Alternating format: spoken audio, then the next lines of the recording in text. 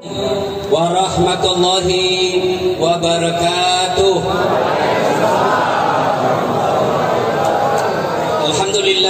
Alhamdulillahi rabbil alamin. Wa bihi nasta'inu ala umurid dunya waddin. Asyhadu an la ilaha illallah wa asyhadu anna Muhammadan abduhu wa rasuluh. Allahumma salli ala sayyidina Muhammad wa ala alihi wa sahbihi ajma'in. Amma ba'd. Waqad qala Allah subhanahu wa ta'ala fi kitabil karim wa huwa asdaqul qailin. A'udzu billahi minasyaitonir rajim. Bismillahirrahmanirrahim. Ya ayyuhalladzina amanu taqullaha haqqa tuqatih wa la tamutunna illa wa antum muslimun. Wahai orang-orang yang beriman, bertakwalah kalian kepada Allah dengan sebenar-benarnya takwa, dan janganlah kalian mati kecuali dalam keadaan beragama Islam. Ayat ini Jumat dibacakan khatib. Tidak sah khutbah Jumat bila khatib tidak membaca ayat ini. Artinya ayat ini sangat penting sehingga harus diulang-ulang. Jangan kamu mati, dan rasa-rasanya ini susah diterima akal. Jangan kamu mati, berarti mati kamu yang ngatur. Jangan kau mati ya. Berarti mati mau-maumu. Mati bukan kita yang ngatur. Mau atau tidak, tiba saatnya pasti mati. Orang kaya mati, orang miskin mati, raja-raja mati, rakyat biasa mati, ustad mati, senangnya semua mati. Berarti yang jadi masalah sesungguhnya bukan mati. Yang jadi masalah illa wa antum muslimun, kecuali dalam keadaan beragama Islam. Berarti ada orang Islam tapi matinya bisa tidak beragama Islam. Siapa mereka? Contoh aja ini ya, contoh aja. Jangan marah bos, jangan marah. Sabung ayam. Ada juga di sini. Bilin. Udah dapat sama polisi, kejarlah sama polisi. Judi ilegal, jangan lari, masih lari, dikejar sama polisi. Polisi tidak bisa kejar. Kenapa? Polisi besar perutnya. Ada juga polisi saya lihat besar perutnya, tidak nyambung. Kejar lagi, jangan lari, masih lari. Tembak ke langit peringatan. Jangan lari, tembak 1 kali. Masih lari, tembak 2 kali. Masih lari, tembak 3 kali. Masih lari, terpaksa dilumpuhkan. Tembak kakinya, kakinya ditembak. Kepalanya dikena. Saya tanya temanku, bagaimana caranya bos? Kakinya aku tembak, kenapa kepalanya dikena? Dan soalnya waktu dia ditembak dia jongkok. Kena dia. Tapi ini polisi film India, bukan polisi film Indonesia. Bagus polisi ya, bagus polisi orang Indonesia itu orang baik-baik. Mudah-mudah dan musuh polisi. Kalau hilang motormu di pasar Tanah Abang, siapa kau cari? Apa? Ketua RT? Tidak dapat. Siapa kau cari? Polisi. Ibu-ibu, suami dibunuh, anak gadis diperkosa, harta dirampok, ibu rekam, tahu pelakunya, daftar ke polisi. Tolong Pak Polisi, kejar pelakunya, ini orangnya. Apa kata polisi? Mohon maaf, baru saja polisi bubar. Iya toh?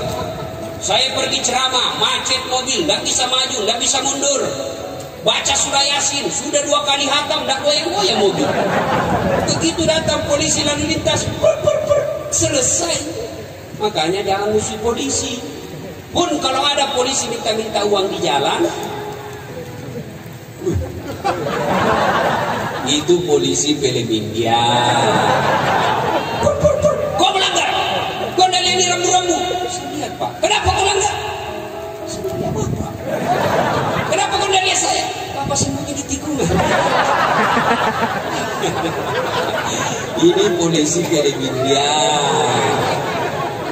Ini bisa ceramah kita ini bisa berjalan dengan baik karena ada polisi yang temani kita. Coba kalau tidak ada polisi, datang semua preman rampok ibu di pasar Tanah Abang. Siapa yang melindungi itu Bapak? Polisi. Maka jangan musuh polisi. Doakan saja kalau ada yang suka minta-minta di jalan, mudah-mudahan dapat hidayah. Siapa lagi yang bisa mati dalam keadaan kafir? Siapa? Mereka yang menerima serangan fajar ketika pilkada dan pilpres. Wane piro.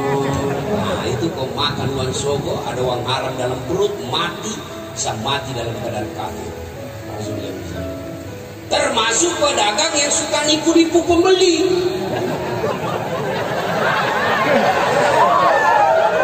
Bos, ini gaspol atau rem-rem? Gaspol. Ini dipasarkan banyak tukang tipu. Asli benar, pakai sumpah lagi, demi Allah asli. Sampai saya di kampung palsu. Ajar ini pedagang seperti ini. Yang ketawa saya suruh sini. Wih bos, wih, bagaimana hidupmu berkah? Coba lihat kasihan anak dari kampung, dia tabung duitnya 50.000 per bulan. Tabung cukuplah duitnya 400.000. Dia minta kepada bapaknya dibelikan tas sekolah yang bisa tahan sampai dia SMA. Dia pergilah bapaknya beli di Tanah Abang. Asli ini bang, asli. Demi Allah, 4 bulan rusak. Bagaimana hidupmu berkah? Disumpahi kamu sama anaknya, disumpahi sama bapaknya, kurang naik ya. Uangnya anakku setengah mati dikumpul, dia tipu saya. Orang budi bisa Andre dan wajah.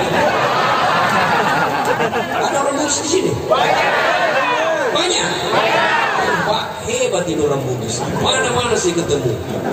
Kemarin saya ceramah di Aceh, banyak orang Bugis. Saya pergi ke Riau, Pulau Kijang, banyak orang Bugis. Saya pergi Kaltim, namanya Samarinda seberang, bahasa Bugis orang di sana. Saya pergi Sabah Sarawak, di Kinabalu saya khutbah Jumat, dia bilang Ustaz, bahasa Bugis Ustaz, capek kita diceramai orang Melayu. Begitu saya ke Singapura, ada lagi Bugis Street. Saya pergi ke Tanjung Priok, ada lagi di situ Jalan Bugis. Begitu saya masuk penjara, banyak juga orang Bugis. Dan ini malam juga banyak orang Bugis. Penceramannya seorang Bugis, terjadi kolusi kayak ini. Orang Bugis itu alhamdulillah tidak takut sama istrinya. Ya? Mana ada orang Bugis takut sama istrinya? Tidak ada itu. Coba istrinya lebih berani dari suaminya.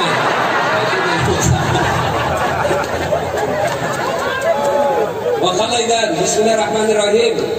Ya ayyuhalladzina amanu dakhulu fis-silmi kaffatan wa la tattabi'u khutuwatis syaitan innahu lakum aduwwum mubin. Wahai orang-orang yang beriman, masuklah engkau ke dalam Islam secara sempurna dan janganlah engkau ikuti langkah-langkah setan, karena sesungguhnya setan itu musuh yang nyata bagi kalian.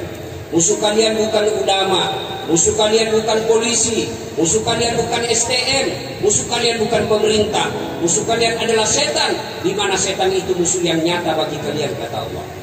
Ketika Bapak Ibu menerima informasi dan undangan tentang acara ini, setan akan menggoda kita. Tidak usah kau datang, capek baru kau tutup toko, capek lebih kau pulang tidur. Itu setan menggoda kita. Alhamdulillah Bapak berhasil mengalahkan setan sehingga bisa datang di tempat ini. Apakah setelah duduk mendengar ceramah ini setan putus asa? Tidak, dia goda lagi kita. Tidak usah kau dengar ceramah, pegang HP-mu, pegang HP-mu. Maka orang yang pegang HP-nya itu kena godaan setan. Sudah ceramah masih setan itu HP-mu, mengalihkan perhatian. Selama kau pegang HP pasti kau tidak dengar ceramah saya. Yang punya HP sudah dikasih tahu bahwa pegang itu masih godaan setan, masih dipegang, maka bukan lagi kena godaan setan, kau sudah jadi setan silakan. Woi, simpan dulu HP-mu. Ibu-ibu yang pegang HP selama saya ceramah, saya doakan suaminya kawin lagi.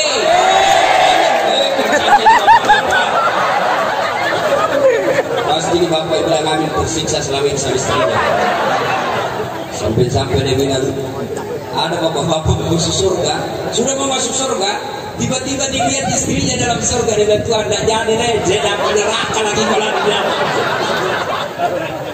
Simpan dulu HP-nya, Bu, simpan dulu. Saya tidak mau ceramah kalau ada siaran langsung.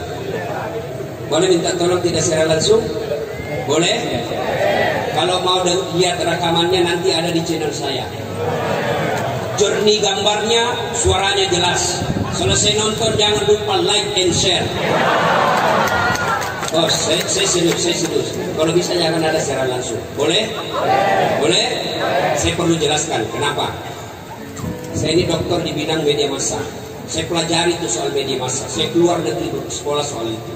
Setelah saya analisis, ternyata di Indonesia ini ada orang yang cari nafkah, cari duit, memberi makan anak istrinya, ngisi perutnya dengan cara apa? Membuli ulama. Caranya apa? Ketika dia carilah siaran-siaran langsung, ada keselio ngomong, dia share. Dan biasanya kalau siaran langsung begini, kita keselio. Contoh paling akhir, guru kita Ustadz Abdul Somad. Siaran langsung ditanya, Ustadz, bagaimana hukumnya main catur? Beliau akan jawab, haram apabila azan berkumandang kalian masih main catur. Haram apabila azan berkumandang kalian masih main catur. Tapi dipotong itu azan. Akhirnya yang kedengar haram main catur. Disebarkanlah itu, maka marahlah seluruh pemain catur termasuk pelatihnya. Dari Sabang sampai Merauke. Saya juga ditanya, Ustadz bagaimana hukumnya main catur? Haram. Serius, haram. Kenapa bisa? Karena kau bunuh Perdana Menteri sama Raja. Mana bisa kena kalau dia mati Perdana Menteri? Simpan dulu HP, simpan. Ibu-ibu simpan dulu, sebentar selfie. Ada juga ibu-ibu orang lagi ceramah sibuk selfie. Saya dijadikan background. Terus pot bunga. Coba deh ibu-ibu nanti selesai ceramah dikejar lagi kita itu, Ustaz selfie. Ini yang paling saya tidak senang. Orang capek ternyata disuruh senyum. Selfie Ustaz. Kalau tidak dilayani, dia ada status lagi apa? Sombong dan makasih. Dan dia ingat sampai mati. Masa tidak ada inilah. Ustaz kabur. Ustaz tidaklah Ustaz dalam hati itu bukan HBmu kabur, mukamu memang yang kabur.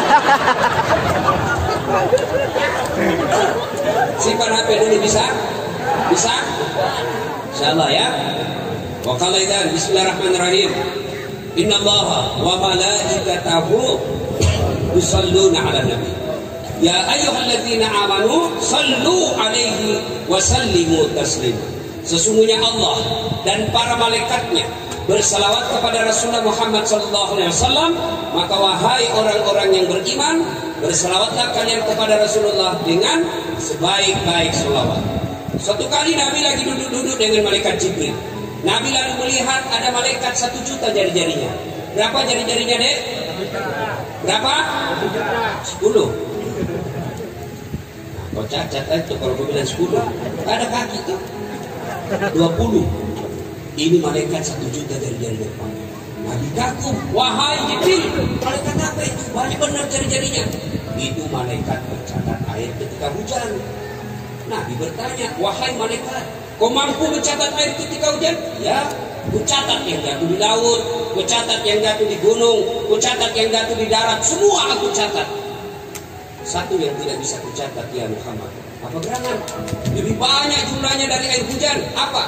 Ketika umatmu berkumpul di pelataran masjid. Sedang namanya? Nah itu. Lalu mereka berselawat bareng-bareng kepadamu. Saya tidak bisa mencatat betapa banyak pahala yang Allah turunkan di tempat ini. Maka ketika berkumpul seperti ini jangan sia-siakan. Mari selawat bareng-bareng, karena dengan selawat bareng seperti itu Allah turunkan keberkahan yang luar biasa di tempat ini. Maka saya mau ajak berselawat bareng-bareng. Bisa? Bisa? Saya mau dengar mana lebih kencang suaranya pedagang perempuan dengan laki-laki. Bisa? Nah, jenis kelamin laki-laki diam dulu. Ibu-ibu ayo ikut sama saya Bu. Yuk Bu. Sholatu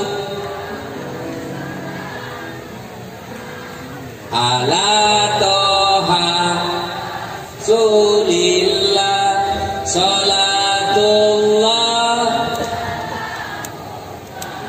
ala yasin. Ya itu bukan keras bos, itu namanya syahdu. Suara begitu yang kasih nafsu kita. Di telepon. Makanya Bu, ibu-ibu terutama yang janda. Kalau ditelepon sama suaminya, orang jangan bikin satu suara. Assalamualaikum Ibu. Waalaikumsalam. Gimana semuanya orang nafsu? Lagi di mana ibu? Di rumah aja pak. Lagi ngapain? Bareng-bareng dong. Tegas loh. Assalamualaikum. Waalaikumsalam. Lagi di mana ibu? Di toko. Lagi ngapain? Apa kau tanya? Tadi teleponnya lagi besok. Waalaikumsalam.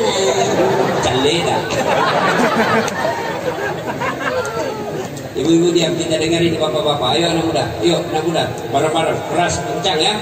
Salatullah, salamullah ala doha Rasulillah.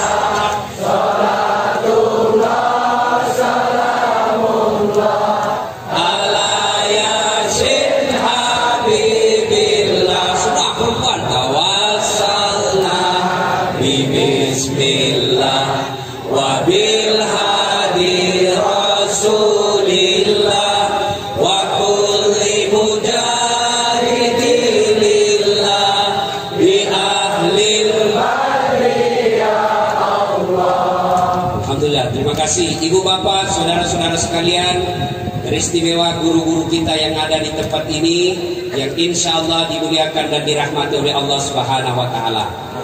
Minta tolong dijawab dengan jujur. Ada pedagang di sini? Angkat tangan. Pedagang.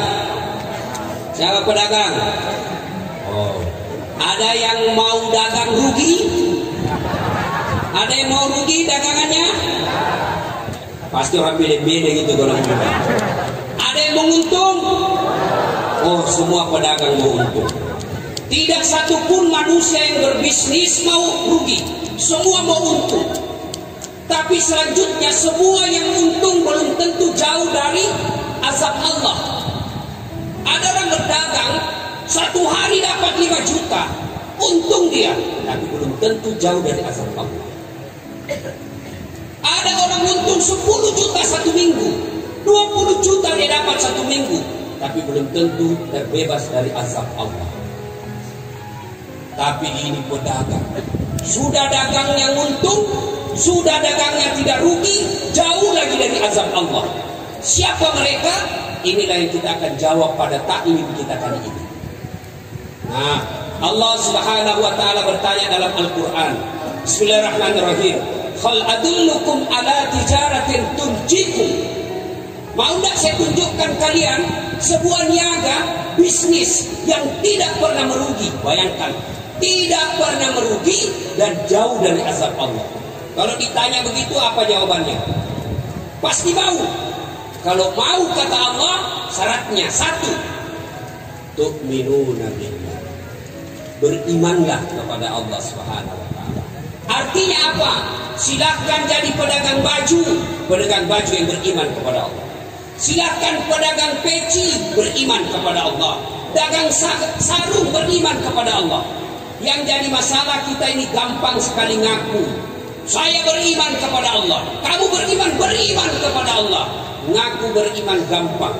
Tapi yang sulit adalah diakui sebagai orang beriman. Contoh, ibu bapak kenal Sandiaga Uno? Tahu Sandiaga Uno? Tahu. Itu kan orang dari Sulawesi. Ibu bapaknya dari Sulawesi. Nah itu Sandiaga Uno masih sepupu sekali sama saya. Ngaku. Mulai bingung, kok jauh benar tampangnya. Sandiaga Uno cakap, Ustaz hancur. Saya jujur, saya ini nggak gagah. Sandiaga Uno tuh gagah. Saya bohong kalau saya bilang Sandiaga Uno nggak gagah. Dia gagah, saya nggak gagah. Tapi saya menawan. Ini yang luar biasa buat saya, menawan bos. Ngaku saya sepupu dengan Sandiaga Uno gampang. Tapi yang sulit adalah diakui oleh Sandi sepupu. Ini jadi masalah. Bapak ke Sandi, Bang Sandi, ya, katanya sepupu satu kali sama Das Atlantik. Siapa ya? Namanya baru kudengar. Ngaku kepada Allah beriman gampang. Yang sulit adalah diakui oleh Allah sebagai orang beriman. Bapak pedagang mengaku beriman gampang. Kalau perlu sampai keluar gigi palsunya ngaku. Beriman kepada Allah, beriman kepada Allah. Sampai jatuh itu bibirnya. Tapi ketika di cross check kepada Allah, benar tak dia beriman kepada Allah? Oh, mana? Ngaku beriman kepada Allah gampang, tapi diakui oleh Allah sulit. Lalu kalau begitu Ustaz, orang beriman itu bagaimana? Masih kita ingat belajar pendidikan agama kita dulu waktu kecil SD di kampung. Iman adalah meyakini dalam hati, mengucapkan melalui lisan, melaksanakan dalam kehidupan sehari-hari. Yakin dulu, ucapkan, lakukan. Maaf, berimu maaf. Kita umat Islam ini imannya baru 2/3. Kadang-kala dia yakin, kadang-kala dia ucapkan, tapi belum dipraktekkan. Bagaimana hukumnya riba? Haram. Artinya haram, dosa kalau aku lakukan. Betul haram. Wa halallahu bai'a wa harrama riba. Dia hafal ayatnya. Allah halalkan jual beli, tapi Allah haramkan riba. Mana itu riba? Menipu pembeli. Itu riba itu bos. Kau dapat jual 1 juta, 2 juta, 5 juta sehari, tapi hasil kau tipu orang, maka jangan heran duitmu 30 juta kau dapat tiap bulan, tapi anakmu narkoba.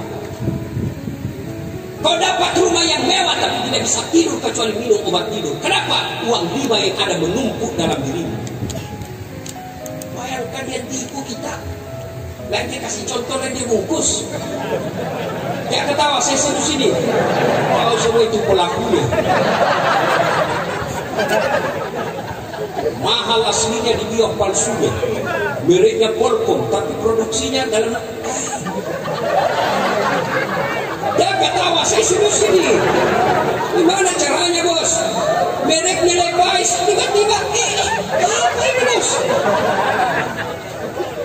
Demi Allah, kalau cara gini kalian berdagang, jangan heran begitu kau pensiun, habis semua untungmu itu hanya untuk cuci darah. Siapa suruh undang kak? Gas, benar. Coba lihat orang yang suka dagang nipu. 3 anaknya, 1 pengedar, 1 pengisap, 1 kawin lari di bawah bandar. Banyak duitnya, memang banyak duitnya, tapi tidak ada bisa dia makan. Duitnya 7 miliar, dilarang makan nasi. Apa enaknya 7 miliar dilarang makan nasi? Saya pernah diundang ceramah ke Milan. Tahu Milan? Tahu Milan? Hah? Itu Bekasi lurus-lurus di kanan. Sampai di sana saya 2 hari. Dikasih saya pizza, spaghetti, saya makanan apa ini? Saya bilang saya ini perut budis bos. Tidak mempan kalau tidak ketemu nasi, kau siksa saya.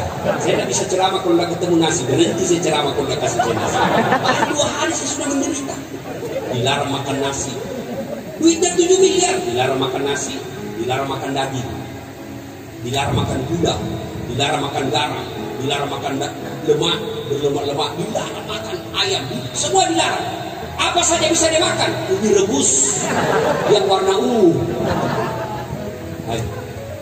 Mobilnya harga 1 miliar tapi dilarang pakai AC. Baru 10 menit dalam mobil gelisah. Rem sedikit lagi.